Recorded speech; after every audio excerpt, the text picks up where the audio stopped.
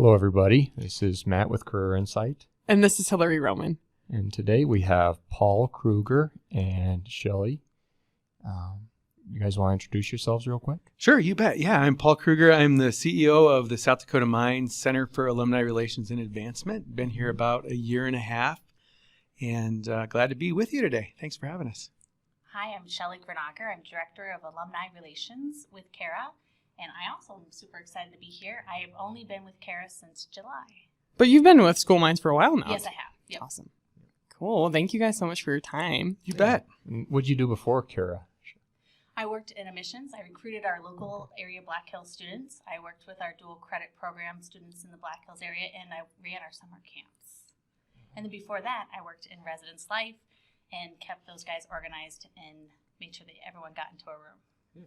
So a good understanding of mines, Yes. Coming to CARA. And Paul, where'd you come from?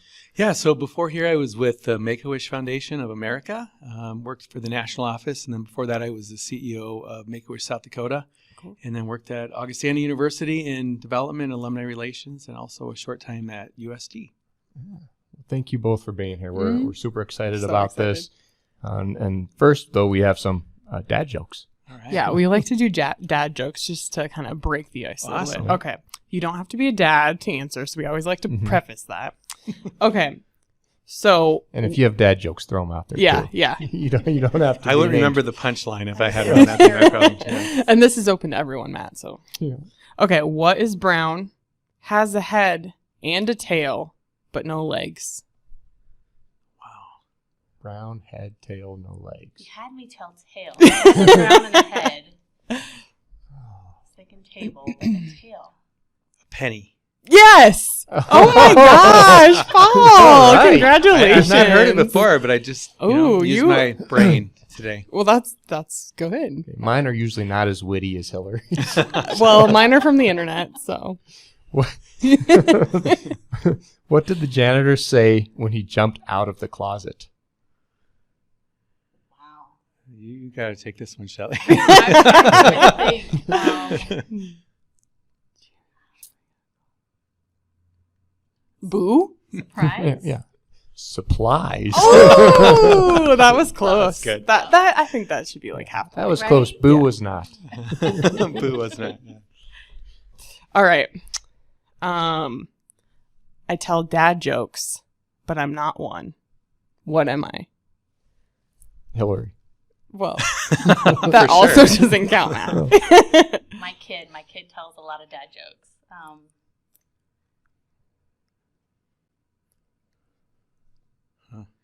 Say it again. You're funny. Well, of course Oh. I am. Okay, so I tell dad jokes, but I'm not a dad. What am I? Comedian? I think we're thinking too hard. I know. I don't know. You guys give up? Yeah. A faux pas. Get it? Oh, that's good. Yep. Okay. I've never gotten that one. That was a little cringy. Okay, I like terrible and good are pretty equatable with dad jokes. Okay. All right. What did baby corn say to mama corn? I think I might know, but you guys go first. Baby corn to mama corn. Something with cream corn? Cream corn on your mind, I guess. Sweet corn? Kernel of truth? Something about pop? Pop? I think so, maybe. Yeah, go for it. Where's popcorn? That's right. Oh, that is funny. Nice, good. Okay, what else? I only had two, Oh, so okay. Well, I got another 20, so. we hope you guys have time. Oh, yeah. Okay. What does a sprinter eat before a race? Sprinter eat before Don't they a like race. carb it up? Pasta? Fast. But it's got to Yeah. be a joke. Yeah. Oh, you're close. What'd you say? Fast food. Ooh, fast Nothing. food? They fast. Oh. Oh. There you go. Okay. That was the sound of a cringe. Yeah, yeah. Should have guessed cream corn again. That was my favorite one. Yeah, that was pretty good. Family. Yes. Okay. Okay, well, again, thanks for being here. I guess to start, something I really want to talk about and learn more about is the mentoring program that you started, Shelley, at the Alumni Association. And then just a little background. since I've been in career services, which is 4 years now, there's been a talk about, hey, we have all these great alumni doing these great things. How do we connect them with students? Who's going to connect them with students? And everybody that hears that is like, yeah, that's a great idea, because it is a great idea. But it just hasn't found a home. Nobody's really taken it on. But Shelley, you came on board and you made it happen. Yes, with the support of Paul. He introduced me with the Augustana University, who has a mentorship program. I spoke to them over there, and they shared their program with me. I'm super excited about it. We are going to start it with applications coming up this spring for both my mentors and the students, including recommendations, hopefully from the student success team, for students to be involved with it. We're going to start off small, about 20 to 30 students with alumni. And the part I like the most about this program, there's a curriculum to it. So it is very much prepared and scripted for both the mentor and the student. They meet 5 times over the fall semester.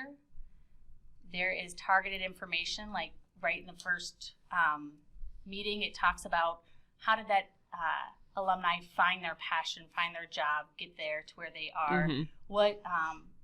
What did they do to help find that? What can they advise for that student to help find that purpose or that direction? And then, of course, they work through a little bit through the resume. I know we do a great job here at School of Mines with the resumes, but it kind of gives that hiring manager a time to look through it and ask some mock questions. It goes all the way through, how do you ask for time out? How do females tell their boss that they need maternity leave? Those kinds of things that aren't taught inside of like the school setting, that the mentors and students will have time to discuss. And the other really nice part about it is there's an orientation for both the student and the mentor, and it really provides guardrails so that this is a professional mentor-mentee conversation and relationship, and so that way everyone knows what they're kind of getting into and what to expect. I was just going to add, we have so many alumni that want to get involved, and this is just a great way, to engage them. They want to meet students. They want to feel like they're effective, and we feel like this program will do just that. Yeah. Use their time wisely. Yes. I feel like alumni are always like wanting to give back, whether it be time or resources or just as advice too. So I think this is really awesome. Are you guys trying to get like a 1-to-1, like one alumni once? Okay, cool. Yeah, it'd be one-on-one, right? Yeah, one-on-one is the main goal of this mentorship program. Awesome. Yeah. And when you pair up alumni and students, what all are you factoring into that? So there is a questionnaire, and it's called an application that the student and the alumni do. And it's not to reject people, it is to pair them up. And it's not information we share. So for the student, we ask for what are their aspirations, what kind of career goals are they looking for, what kind of maybe are they looking to live in a big city, in a small town, those kinds of, all those experiences that alum have. And then for the alumni, it's what is your expertise? Where have you been? Do you prefer a female over a male student, or because you have that background that they might need?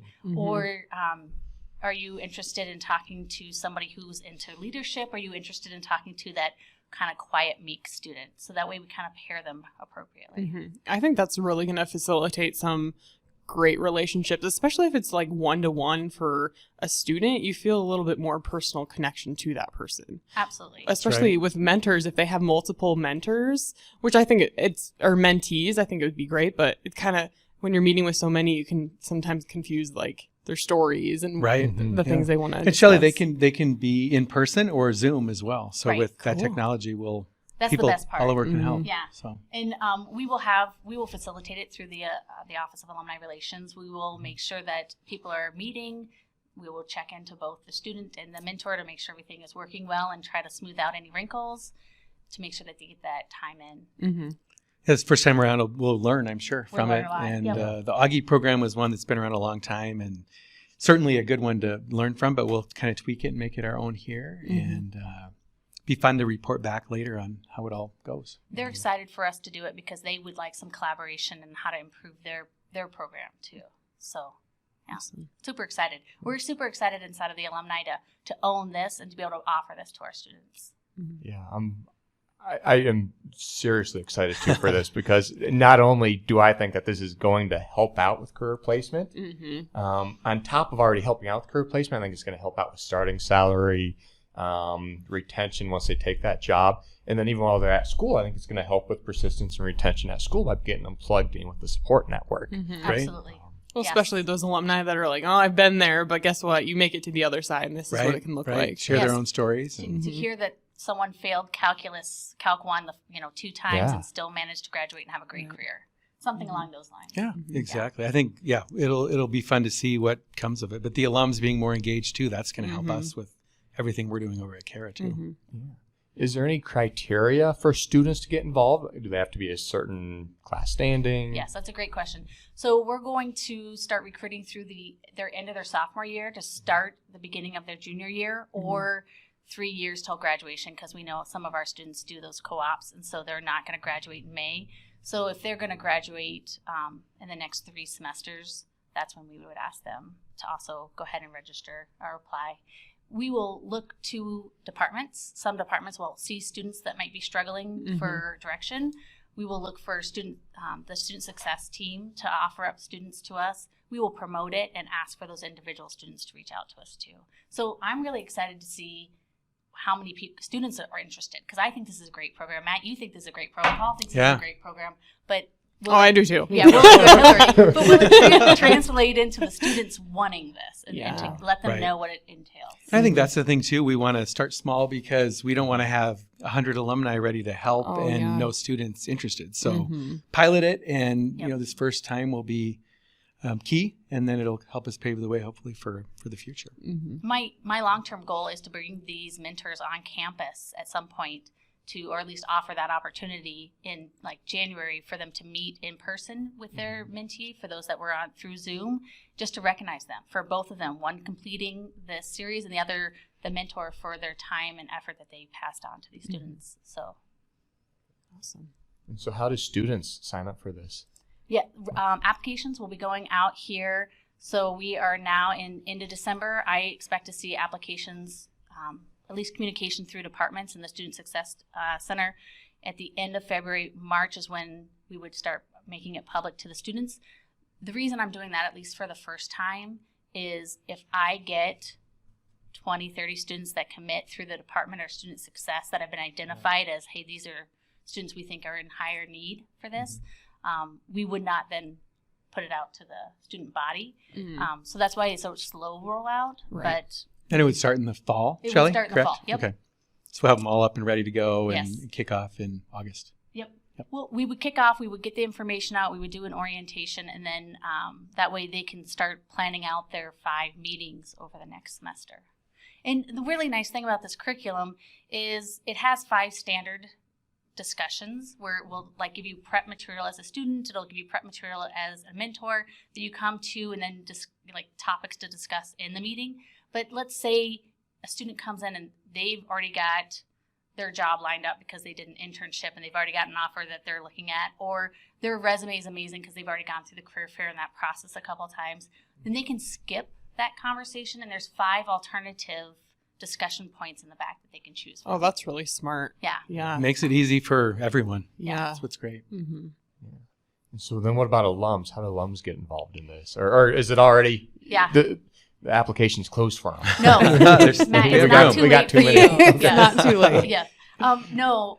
Well, first of all, when I took on this position, I found out that there was a survey a couple years ago where we asked people to be a mentor that didn't they didn't have a lot of follow-up on that. So that's first. I'm going to follow up with those people and give them that opportunity.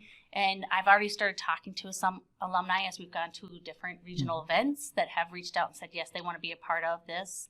And then after that, we will go ahead through our regular communication of e-news, our website, to recruit more. And I think the issue will be we'll have so many that want to help. Yeah. Will we have enough students, or will they have to wait a time or two to be a matched up place. with a student? Yeah. So. And that's the other thing is communication both through to the student and to our mentors is huge. Our alumni is huge, that if they've signed up but we didn't match them that year, to make sure we let them know that they weren't matched because we didn't have enough students or whatever happened, and that ask if they want to continue on, just like we do with our other programs that we do through the alumni. Right.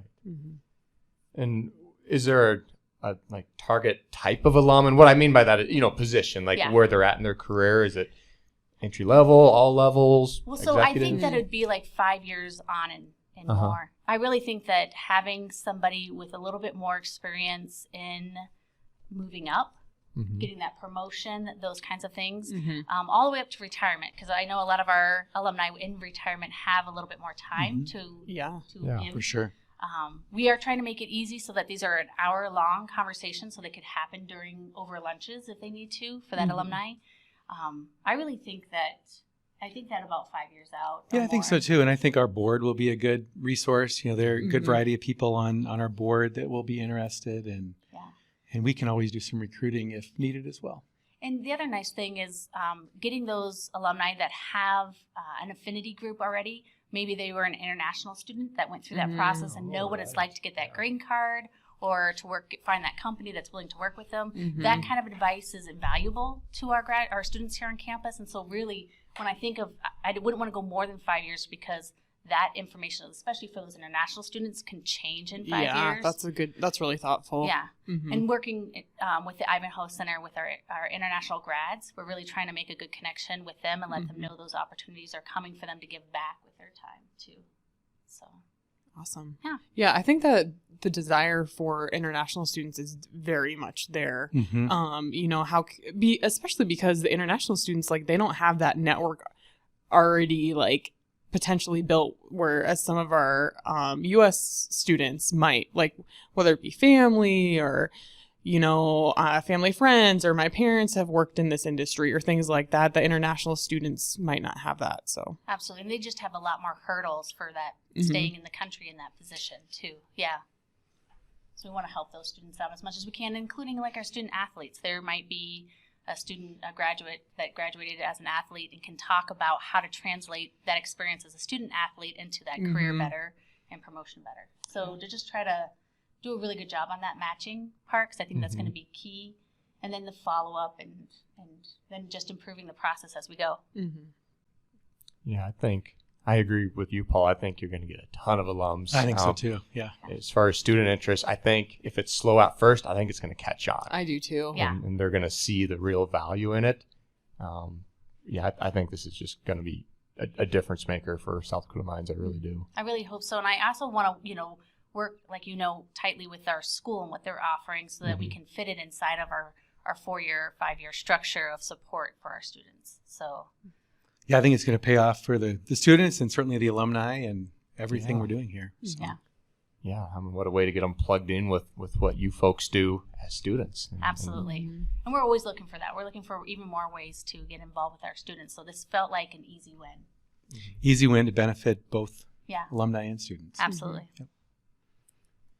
So I don't know if you guys listen to any of the other episodes, but we jump around a lot. Yeah. No problem. So I kind of have a question, and I know this is kind of jumping around a little bit, like Matt was saying. I had a question too, Hillary. Oh, well, he has many questions, but not as funny answers. Just joking. So I think that's a good opening for, like, demystifying your guys' role a little bit more, because sometimes I wonder, like, do our current students know what you guys do? Right. Do you mind kind of talking a little bit more and maybe demystifying that for our listeners? Sure, I can start and then jump in. But I mean, I think the biggest thing is, we combined the Alumni Association, the foundation, just over 3 years ago in July of 2020. And so our whole purpose now is to keep our alumni engaged with the school throughout their lifetime. And so that starts when you're just out of here, is coming to events in your area, coming back on campus for homecoming, 5-year reunions, speaking in a class, all the things we're talking about. And then with that, the giving comes. A lot of people think all we do is ask for money. And my thinking is we have those relationships with our alumni, the money will come at whatever point someone's ready to give back. Some of our alums start giving back right away, and others start giving back in their 50s and 60s. Just this week, we had a donor gift finalized from a guy who graduated in the 60s.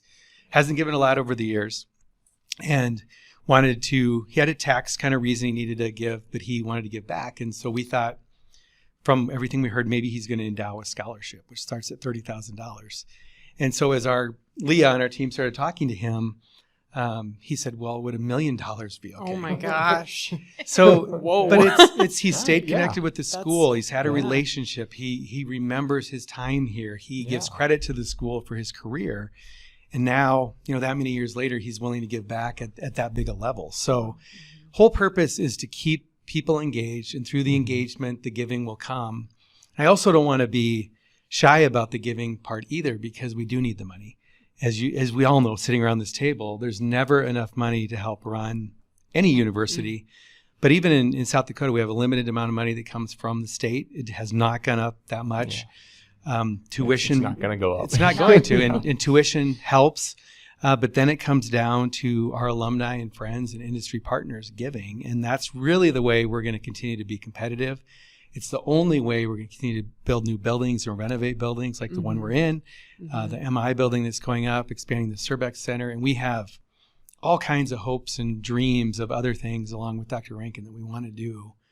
And it only will happen through the giving. So we don't want to be shy about the giving, but bottom line, number one, if you have a relationship, the giving usually comes. Not for everyone, but it usually does kind of naturally. So that's kind of the big picture. Yeah, and I would have to add to that is I see myself as an advocate for my alumni on this campus. So it's part of my mission is to keep the traditions alive on campus and to be that voice, so we don't lose M. Hill or our freshman beanies or things like that our alumni have been part of for decades. The other part is finding ways that they want to be engaged. So making sure that they feel that network when they go to an alumni event. I have been to several this last fall, and I have to say at half of them, I have heard myself, alumni, be offered new jobs or be looking for a job. So it's great networking that we don't want our graduates to miss because we want to make sure that they know that that's out there. We also want to keep them not just connected to the school, but to share that mission. So when Paul talks about there's a need for money here, well, oftentimes we can just say, hey, there's a need, but if we can't tell that story well, if we can't tell that mission well, people don't get that buy-in and want to be a part of it. Because everybody that I know gives to something at some level. And so are we showing a mission and a purpose for their school that they would want to give to? And then the other part I see is that the alumni help do is hold the excellence of our school and the value of their education. So we kind of help to, refinish or furnish or even build new lab spaces that help with that whole education process. That is only helping that those students that graduated 30 years ago, their value of their degree stay by the fact that we're continuing to keep that level of excellence on the campus. And so that's kind of another part of it that I see, so when people talk about giving of their time with the mentorship or inside of classes and their talents, then eventually their treasures, is that they will be helping to keep their value and their degree there too. It's a lot of fun. I mean, when we talk about all that, it sounds like a lot, and it is, but this is such a great school, and we owe it to our students, we owe it to our alumni, we owe it to the people who work here just to do what we're doing. So it's a lot of fun, but we have some big goals ahead. We do, and it's about people. So what I get to do is I get to know people and build those relationships. So I think it's one of the best jobs around for that reason. And we're working on trying to hire an assistant alumni director to join Shelley so we can do even more. We know the mentor program is going to take a lot of logistics and coordination, and so that person will help with that. And so we'll have two people really focused on alumni relations, but with the whole CARA team, we all pitch in and work together on everything we're doing. Yep, absolutely. And I think, you two are definitely passionate about your job, and I think that comes across, which is good. Paul, talking about giving, the individual giving, I'm sure there's lots of different reasons for giving, and certainly at an individual level, but I really want to focus on corporate giving. Sure. You mentioned the MI building going up. Corporations give tons and tons of money, and I don't know if students always understand like that building coming up. People are donating to that because they believe in what the students are doing, and they want them to come work for them ultimately. Exactly. So when you're working with corporations and trying to get some corporate giving to invest back into our students, what are corporations looking for? Why are they giving millions of dollars to this school? Right. Well, number one is they know the product of the type of student that we put out. So they're hiring interns and then hiring them as employees, and they've had multiple graduates at their companies that have become successful within their companies and grown and maybe even leading different areas. Mm-hmm. And then there's other companies that have heard that and they want a piece of the pie too. And so they're looking at it as an investment to help their companies grow. Mm-hmm. And their way of doing it is to be able to support us. I think we have a huge opportunity to grow that area even more. It's a tricky area in some ways for us because we're trying to be all things to everyone. Sometimes we'll be at a company and we'll be talking about recruiting for internships and jobs and all that. And on the other end, trying to figure out a corporate gift, which is usually a whole different department. So it's an interesting one we're trying to crack even more. But certainly you think of Nucor and Caterpillar and the names we hear around here a lot. They're invested because they know the product that we put out, which you are all very familiar with, and the work ethic that our students have. And I was just down at Northrop Grumman in Arizona last couple of weeks ago, whenever it was. A lot warmer down there than here. Yeah. But and they have one of our alums who is one of their top people, and he owes a lot of his success to his time here at South Dakota Mines. So through him, the reputation of South Dakota Mines is elevated, and of course we know what's happening here with Northrop Grumman and the B-21 bomber, and let's take that relationships to a level of not only recruiting but giving and giving back and being a part of campus. So I think we have opportunity there to grow even more, but they are certainly wanting their name out there for the recruiting and the internships and all of that. But they're willing to invest because of what they've seen. Yeah. I just think for a student, that's got to be so cool, that these places that you might go work for are already giving millions of dollars, because they believe in what you're doing and they want you. I mean, if you're on a campus and you didn't see new buildings going up and new buildings getting remodeled, it'd be not a good sign. Exactly. I credit our alumni at the different companies too. You think of like Terry Rasmussen at Nucor, who's an alum. It's been really key to that relationship will continue to be. And then our faculty here too, like Dr. John Keller has been the Nucor professor, and he really keeps that relationship strong. He's always thanking them and finding ways to recognize Nucor and get them back here. And so it's relationships. It's relationships all around in this business of what we're doing with the companies, with campus, and everybody we're working with. And other companies are seeing it. I've talked to alumni from other companies that saw what Nucor did, how they took a week and how they have that special relationship, and they're like, how do we get our company to be a part of that? And so our alumni are spreading that on. And you mentioned, Matt, that our companies give a lot of money. They do, especially on their day of giving. And so the other thing is we're working with our alumni to get our name, our foundation on their day of giving so that their companies will match their gifts to the school. And Paul, every time blends together. Recently I saw what CARA had raised. Maybe it was the previous year. Yeah. What was that? Do you remember? Yeah, so in FY22, $20.86 million. Yeah. Just under $21 million. That's gifts and pledges. Some of them are like up to 5-year pledges, and that's all to benefit campus. And it touches every part of campus, not just buildings. It's scholarships, it's departments, it's everything across the board. And that's the most we've ever raised as an organization that started back in, foundation started in 1954. Wow. It's a team effort, though. Yeah. It's years and years of relationship building. We're in the quiet phase of a $100 million campaign. We're talking about it, so we're kind of in the whisper phase, I guess. I was going to say. But we have a ton of listeners. It's so many. The secret's out there now. Yeah, that's okay, because we need the help. But you have to kind of think big, and you have to be bold and ask big too. And we're doing that, and people are stepping up and giving more than they've ever given before. So we're going to try to turn around and do a $20 million year this year too. Might not be easy, but we're in a good spot right now. Year-end giving looks strong, and we're in a good spot right now. Well, I just want to thank you guys so much for all your hard work. I mean, that's not easy, and I think it is very much a group effort over there. You're a smaller team, but very mighty. So thank you. Yeah, no, you're welcome. And you all help too. I mean, we're constantly needing information and being connected to campus. And if we didn't have departments. Departments. If we didn't have the stories to tell about our grads and what they're doing and students and what they're doing, that's what gets people interested. Because they're, like Shelley said, there's so many places to give to. They're all great causes. Right. So what sets us apart? And we need to be able to have those stories to tell. So it's a campus-wide team effort. I don't think people realize, but one bad experience on campus could affect whether they give or don't give down the road.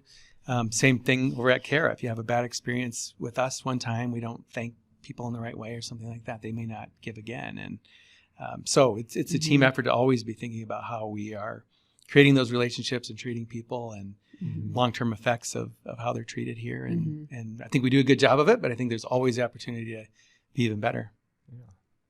Yeah, well, it's certainly hard work, but the fruit of your labors, I think it really makes me proud to work at South Dakota Mines, knowing that so many people are seeing the value in all this great work and investing in it. So that's good. Yeah. Shelley, going back to the alumni stuff, you're married to an alum. I am. Yeah. And so I'm curious, do you get advice from your husband on alumni stuff? I mean, that's a very good question.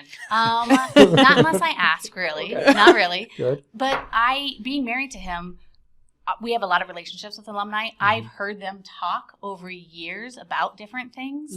And so, those are some things I just kind of filed away. And now I'm in a position to be able to influence stuff and make things better.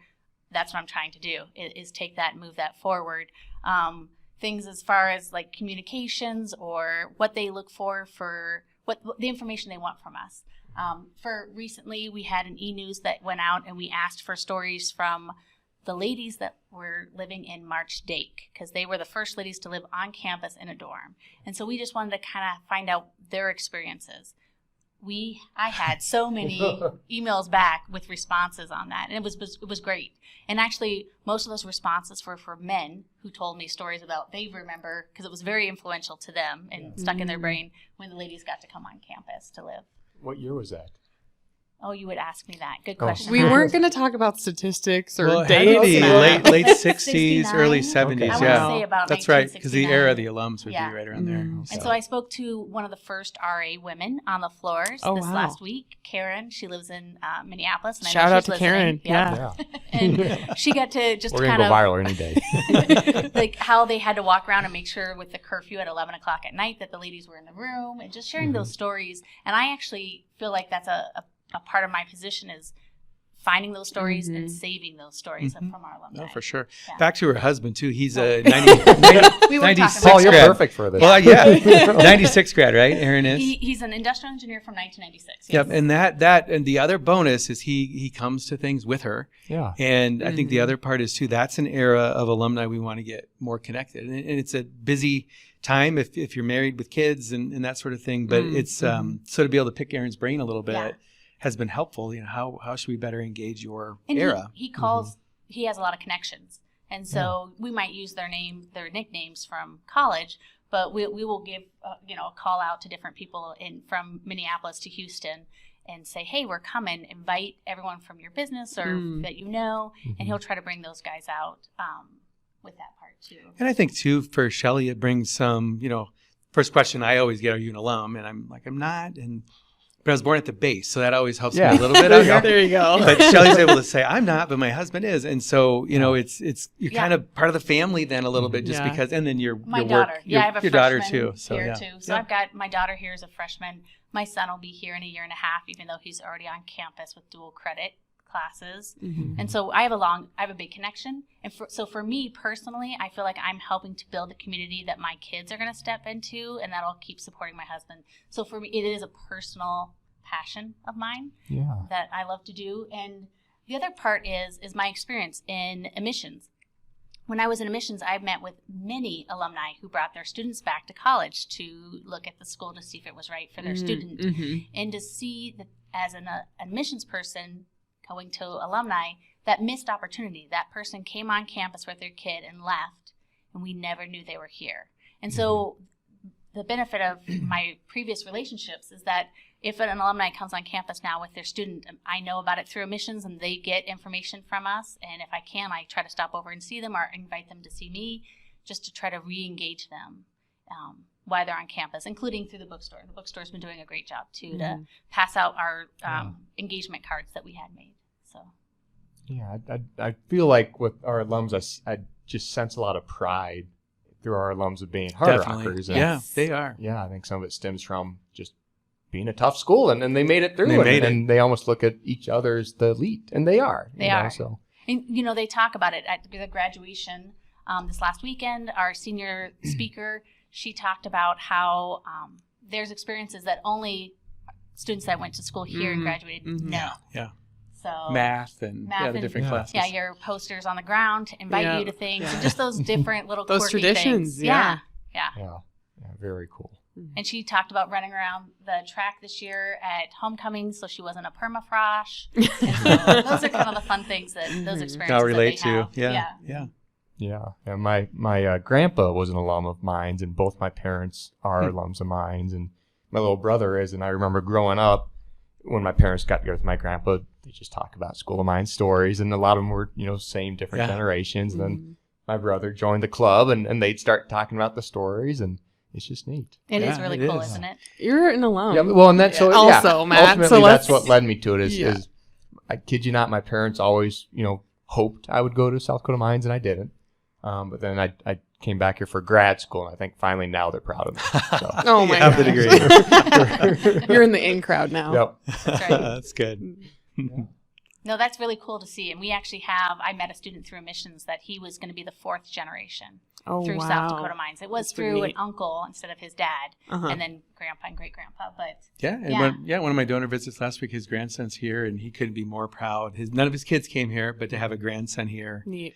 He wanted the tuition benefit, by the way, too. But which they get. Our no matter where not you a grandpa, live. though. Oh, not a grandpa. No. He thought grandpas should. Oh. Grandparents should. Yeah. And that's new, right? The tuition benefit, or has that always been around? It's been around for a while, I think. Okay. Yeah. Hard Rock Heritage is what they call it for the but it's tuition. parents only, not grandparents. Oh, okay. So, Okay.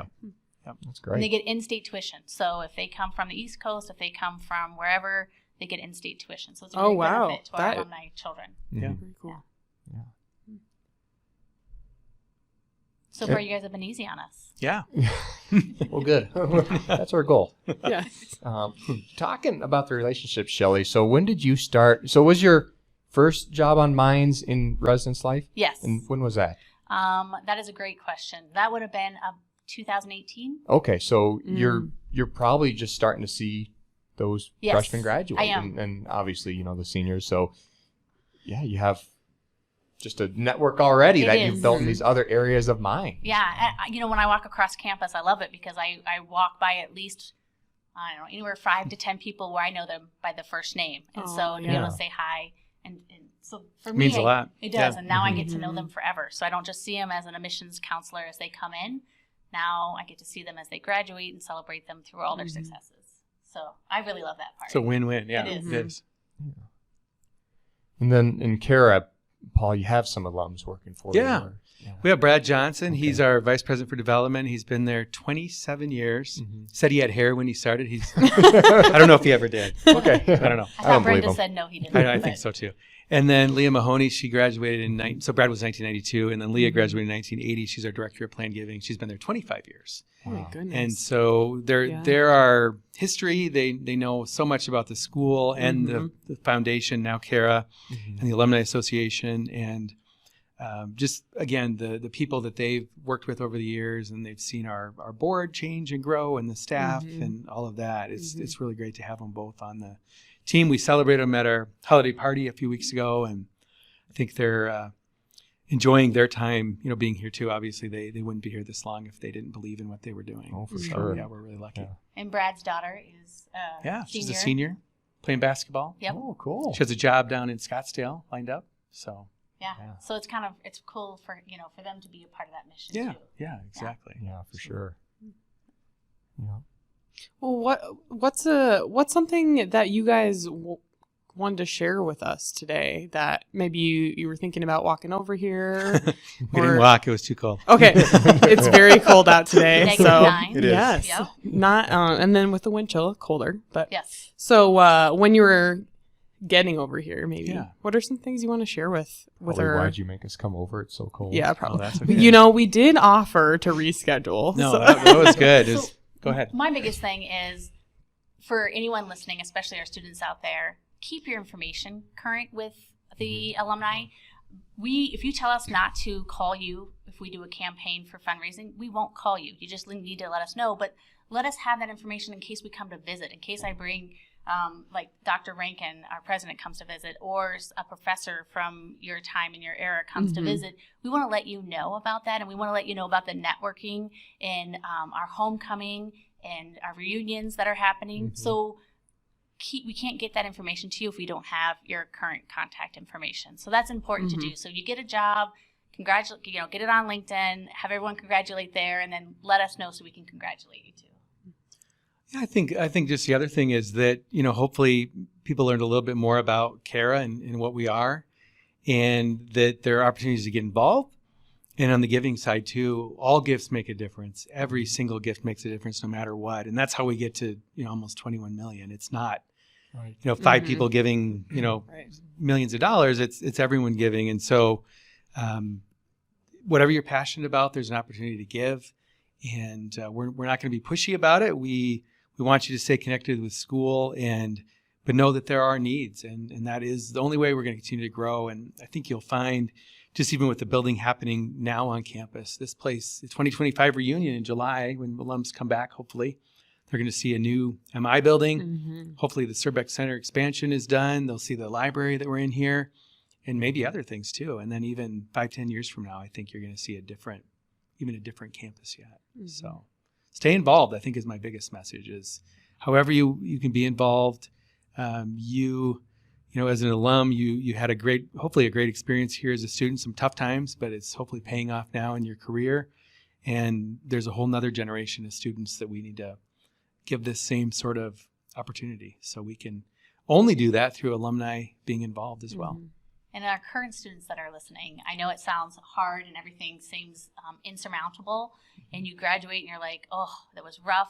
But 5-10 years out, all you remember are the good things. So the fun times, going down M Hill on a Frisbee and all that stuff. Yeah, for sure. Even sooner than that. Hopefully, yeah. yes. Yeah. And I really I've heard this from CARA so many times, it's never about how much, it's just the act of doing it. Yeah. Everything just makes a difference. It does. Yeah. We're at the end of a campus campaign here, and one of the things I love to see is just hearing some of the stories of even, somebody in facilities who gave. Our campus cares about this school and the students here, and even, they're giving. So I know the latest number, but last year we had 103 people give from campus, and ended up being over $100,000 over the next few years that will give back to departments and buildings and all of that. So the employees here too are certainly here for the right reasons and invested. So, and it's just one way for them to show they care. It's another way, I should say, because they do care, and you can see it. And we believe in that. We believe in their success and their potential for, becoming who they want to be and successful individuals going into the career field. So exactly. Well, Shelley and Paul, thank you. We appreciate your Thanks time. for having us. Absolutely. I know the time just flies by, doesn't it? So. It does, yeah. Well, hopefully, maybe in the future, after you get your mentorship off the ground, we'd love to have you guys back and get some updates. That would be, that'd be lovely. Get some success stories out there. Yes. Well, thank you. Thank you.